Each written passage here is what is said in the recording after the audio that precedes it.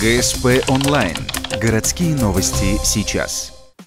В Доме культуры поселка Ярига открылась выставка начинающей художницы Валерии Прокопчук. В этом зале выставки проходят с 2013 года, а с начала 2018 такая уже вторая. Состоялась она благодаря слаженной работе наставника художницы и Яригского ДК, руководство которого решило обязательно давать возможность молодежи демонстрировать свои таланты. Так, после первой выставки в школе девятиклассница Валерия выставила свои работы на суд всего поселка. Пейзажи, натюрморты, карандашные зарисовки. Всего 25 работ, созданных в 2016 и 2017 годах.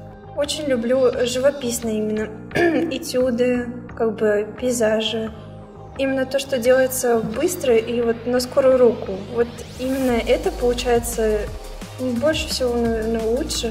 5 раз в неделю из своего поселка Валерия ездит в Ухту, художественную школу. И так уже 4-й год. Заниматься там девушка решила самостоятельно. До этого пробовала себя в музыке, но нашла свое призвание все же в живописи. Ее стремление поддержали родные. И вот этим летом она уже поучаствовала в аукционе. В городе Великие Луки с молотка ушли 3 картины юной художницы. Но она не спешит радоваться успеху, а продолжает дальше кропотливо работать, развиваясь в своем творчестве.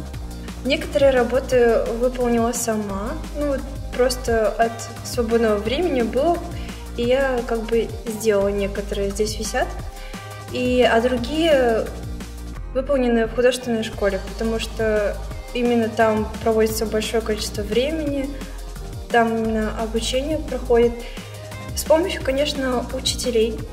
После этого учебного года Валерия Прокопчук планирует закончить обучение в школе и поступить в Сыктывкарский колледж искусств, чтобы и дальше расти как художник. А с работами, которые она уже создала, могут познакомиться все желающие в зале Яригского дома культуры еще в течение 2 недель.